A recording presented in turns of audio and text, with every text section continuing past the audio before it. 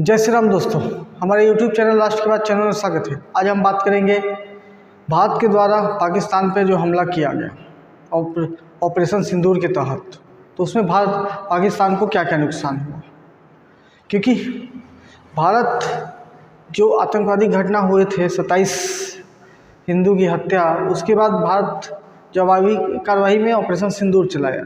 जिन विधवाओं का मांग उजड़ा था उसके खिलाफ, ये खुद मोदी जी का सोचा विचार था। तो ऑपरेशन सिंदूर के तहत भारी पाकिस्तान को नुकसान पहुंचाएगा। पहले तो उसके आतंकी ठिकाने को नुकसान पहुंचाया गया। 8-9 पहले स्टेज में 8-9 आतंकवादी ठिकाने को नुकसान पहुंचाया गया। फिर बाद में जब उसके एयरफोर्स के द्वारा F-16 JF-16 से हमला होने लगे, तो उसके बाद एयरफोर्स सक्रिय हुई। तो director general of military operation की जॉइंट प्रेस कॉन्फ्रेंस में बताया गया, जिसमें लेफ्टिनेंट जनरल, एयर मार्शल और वाइस एडमिरल तीनों ने प्रेस कॉन्फ्रेंस की। राहुल घई ये लोग थे उसमें। तो उसमें बताया गया कि पाकिस्तान के 11 एयरबेस सेंटर को तबाह कर दिया गया। 11 एयरबेस सेंटर को, जहाँ कितनी जगह लॉन्चिंग या रनवे उनके लड़ाकू विमान के JF-16 के लड़ाकू विमान के रनवे को तबाह कर दिया गया। और लगभग उनके जॉइंट प्रेस कॉन्फ्रेंस में ये बताया गया लगभग 100 आतंकवादी को मारा गया। उसमें अबुल अजमल उसमें से एक है, और 100 आतंकवादी। और लगभग पाकिस्तान की स्थिति ऐसी कर दी कि वो गिड़गिड़ाता हुआ सीधा अमेरिका चले गया। अमेरिका जाके रोने गाने लगा कि भारत से हमको बचा लो। तब भारत अमेरिका के कहने पर कि हाँ चलिए, अब पाकिस्तान हार मान रहा है, लड़ नहीं सकता, तो उसकी बात माना। फिर भी भारत कड़े शब्दों में DGMO की बैठक जो होगी, director general of military operation की बैठक होगी, उसमें भारत स्पष्ट दुनिया को समझा दिया है कि बैठक किस विषय पे होगी। तो भारत ने स्पष्ट कर दिया है कि बैठक POK के लिए होगी, क्योंकि भारत POK को अभिन्न अपना अखंड भारत या भारत सप्रबुद्ध भारत का सप्रबुद्ध भारत का अभिन्न हिस्सा मानता है। तो उसी पे बात होगी। बाकी आतंकवाद के खात्मे पे उसके आतंकवादी के जो आतंकवादी और बुहरान आतंकवादी ठिकाने भी तबाह किए गए। तो पाकिस्तान में ऐसी आतताई, शहर के शहर वहाँ ध्वस्त हो गए।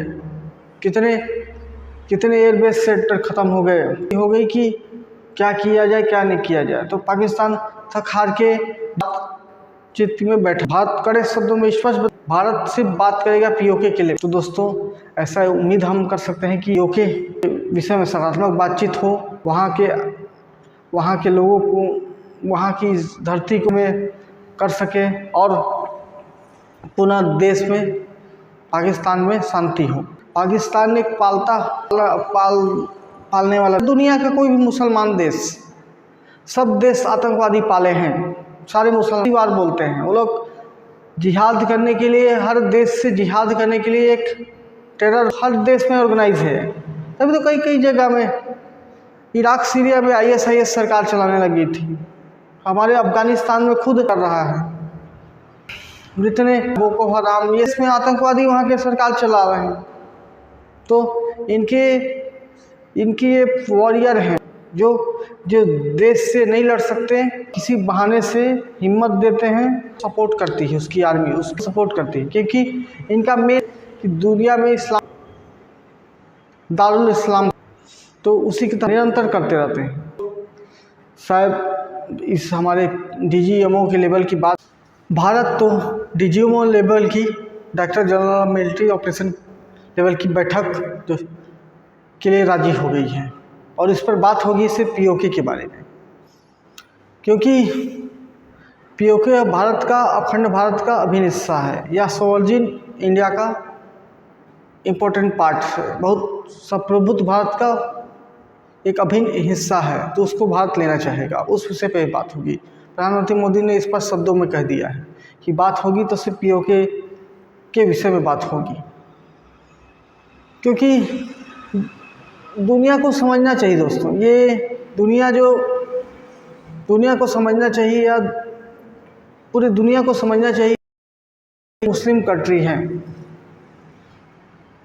ये सब अपने देश में लगभग हर % या जितना भी जहाँ पावरफुल गवर्नमेंट नहीं है, जहाँ की गवर्नमेंट सब नहीं चला सकती, वहाँ लगभग 50% देश में आतंकवादी पल रहे हैं, सारे देश में, जैसे मुस्लिम कंट्री। तभी तो हमारा पड़ोसी देश बांग्लादेश, पड़ोसी देश अफ़गानिस्तान, वहाँ का रूल तालिबान कर रही है। इराक सीरिया का ले लीजिए, ISIS रूल कर रही है। और कितने मुस्लिम देश हैं उसमें वहाँ के आतंकवादी संगठन रूल करते हैं। हमास एक आतंकवादी संगठन है, वहाँ रूल कर रहा है। तो ऐसे दुनिया के मुसलमान देश, हर देश एक वहाँ लोकल लीडरशिप के लिए या फिर दुनिया के या फिर पड़ोसी देश के लिए उनके खिलाफ, जो इस्लाम के खिलाफ हो, और वो चलाते रहते हैं। उसके लिए उनका एक जिहाद का उनका पार्ट से जिहादी एक टेररिस्ट आतंकवादी पार्ट्स हैं उनके इलाके के लिए, वो हर देश में वो पल रहे हैं। उसके पाकिस्तान की बात नहीं करेंगे, मुसलमान कंट्री में दुनिया समझे कि ये आतंकवाद बहुत आक्रामक फैलाया हुआ षड्यंत्र है, जो कई देश को प्रभावित कर रही है, नहीं छोड़ रही है। चाइना में भी उइगर मुसलमान सक्रिय हो रहे हैं, लेकिन चाइना के तानाशाही प्रवृत्ति के कारण वो दब जाते हैं। लेकिन सब जगह ये कहीं ना कहीं जिस स्टेज में हो, जैसी स्थिति में हो, ये सक्रिय हैं उस देश, और जिस देश में जाएंगे उस देश के खिलाफ, राष्ट्र के खिलाफ ये सक्रिय हो रहते हैं। जहाँ इस्लाम नहीं पहुँचा है उसके खिलाफ, और जहाँ इस्लाम हो गया है, इस्लाम पहुँच गया है, वहाँ भी ये ताकतवर लीडरशिप चाहते हैं, ताकत जो संभाल सके। नहीं तो ये खुद सत्ता में, आतंकवादी संगठन खुद सत्ता में बैठना चाहते हैं। कितने देश इनके हो गए हैं। तो दोस्तों, आई होप आप लोग को अच्छा लगा हो तो वीडियो को लाइक करें, चैनल दोस्तों को शेयर भी करें। धन्यवाद दोस्तों।